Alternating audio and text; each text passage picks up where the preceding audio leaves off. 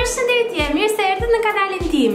Fillimisht dua t'ju them ndjes për zhurmën, po kam vendosur një ngrose sepse këtu është super ftohtë.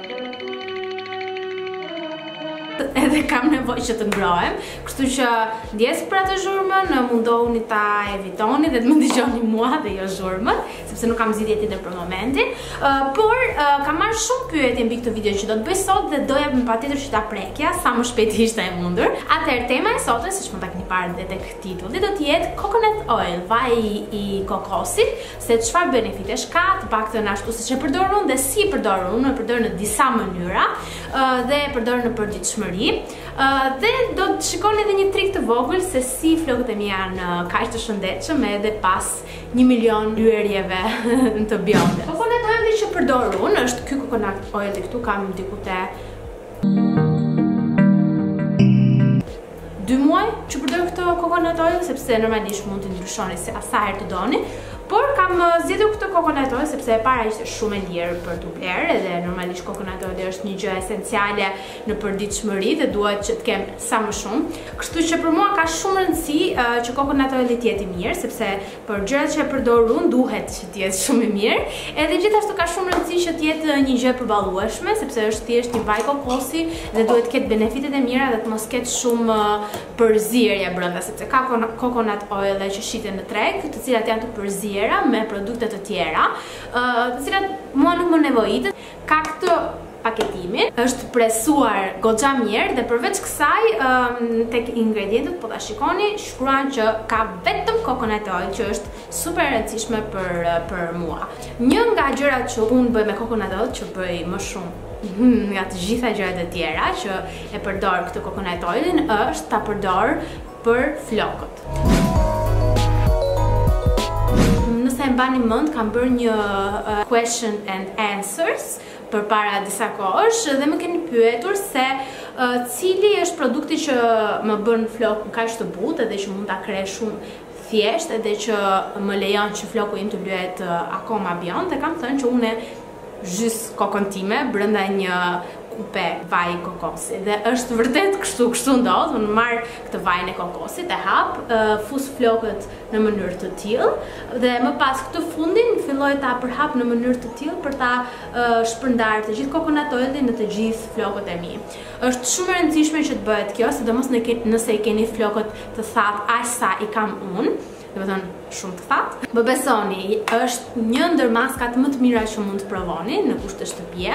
Unë zakonisht e bashkoj dhe me pak fare vaj ulliri, nëse flokët e mi janë vërtet super të thatë, po vaji ullirit është shumë e vështirë për t'u hequr, edhe e yndyrros flokun shumë, ndërsa vaji kokosit, ndryshe nga vaji ullirit, kur e vendos tek flokët, pasi I lan flokët menjëherë zhduket, nuk është më aty dhe I lë flokët shumë të butë. Unë këtë gjë e bëj përpara se të lahem, pra përpara mund ta bëjnë, disa njerëz mund ta bëjnë edhe pas I lahen, unë e bëj përpara se të lahem, para se të vendos tek flokët e mi shampo, vendos coconut oilin në fillim, vajin e kokosit, I lidh flokët, e lë diku te 20 minuta dhe më pas heq të gjithë vajin e kokosit duke e larë flokun me shampo.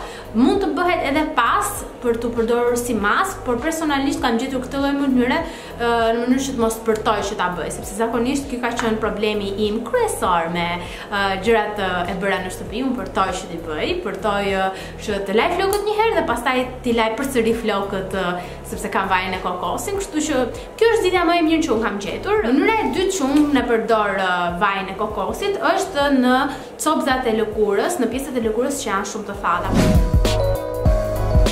Pjesa e bryllave, tek unë është gjithmonë e thatë, pjesa e kyçeve, e gjurit dhe vetëm me pak vaj kokosi ju mund ta rregulloni këtë problem pa bler 1 milion kremra të shtrenjtë. Sigurisht I kam edhe ato, mos kish kuptoni, edhe ato I përdor, por nuk kanë këtë vetin që ka vaji I kokosit. E aplikoj shumë pak.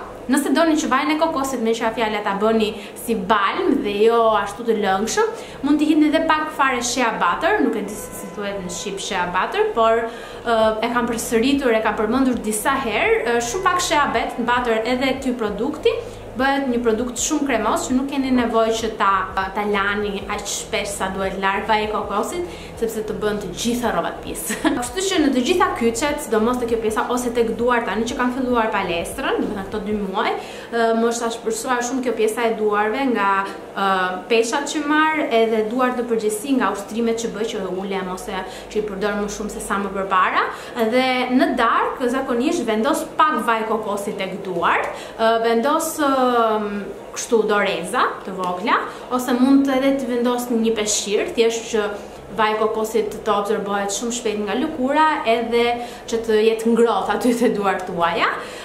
Dhe ditën tjetër ose pas një ore që mbaj vajin e kokosit, i shikoj që duart e mia janë super mirë. Mënyra e tretë që unë e përdor është normalisht në gatim.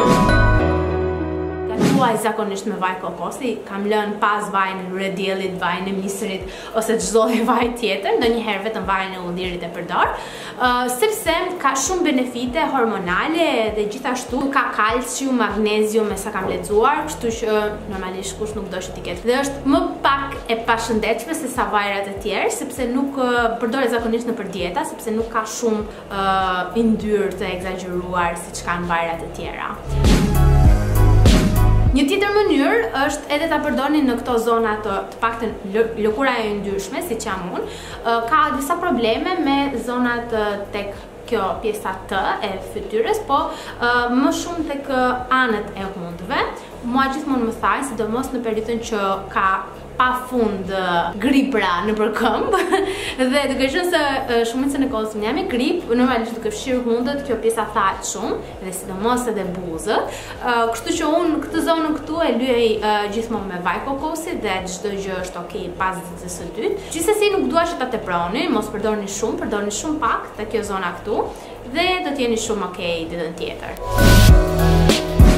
Me sa kam lexuar, edhe gratë shtatzana mund ta përdorin, sidomos në strijat e tyre, bashkë me shea butter. Krijojnë atë formulën perfekte bashkë me vajin e almond, vajin e bajames, me sa kam lexuar, ose kremin e bajames. Po të bashkonin të treja është një mënyrë shumë e mirë për të hequr strijat ose për të evituar ato.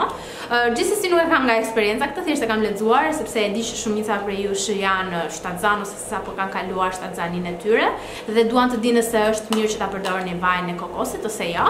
Unë për këto arsye e përdor dhe e përdor shumë shpesh, kështu që nëse doni dhe ju që ta përdorni për këto arsye, por edhe për 1 milion arsye të tjera sidomos gatimi, atëherë është një zgjidhje shumë e mirë. Shpresoj që t'ju kem ndihmuar sadopak me këto këshillat e vogla. Me qenë fjala këtë vajin e kokosit që unë kam marr, mund ta gjeni tek Natyral Vita. Adresat e së cilës do t'i shënoj poshtë, i keni të gjitha informacionet poshtë. Dhe me qenë fjala, bashkë me Natyral Vita-n dua të bëj një giveaway të vogël që do të jetë edhe ky produkti, po edhe një produkt tjetër. Këtë giveaway mund ta shikoni në Instagramin tim, Sara Karaj, dhe mund të bëheni pjesë normalisht, mund të fitoni diçka. Nëse ju pëlqeu kjo video ose videot e tjera që un kam krijuar, ju lutem bëni like videos edhe mos harroni të bëni subscribe për të parë videot dhe është një buton aty që është një si zile. Nëse e klikoni atë, atëherë do të merrni notification gjithmonë kur un hedh video, sepse më ka ardhur gjithmonë ky mesazh nga disa persona që pse nuk më erdhi një notification, mund të kam subscribe, duhet që ta bëni këtë klikun te kjo zilja, sepse YouTube ka krijuar disa rregulla të tjera që pa bërë këtë klikun, atëherë nuk mund t'ju vinë gjithmonë emaile për videot e reja që unë hedh. Bashkë jemi në videon e radhës, që do të jetë super interesante. Patim! Ose va më të rim 5 minuta.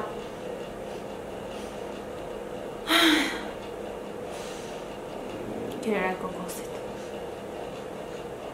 Okej, vazhdojmë.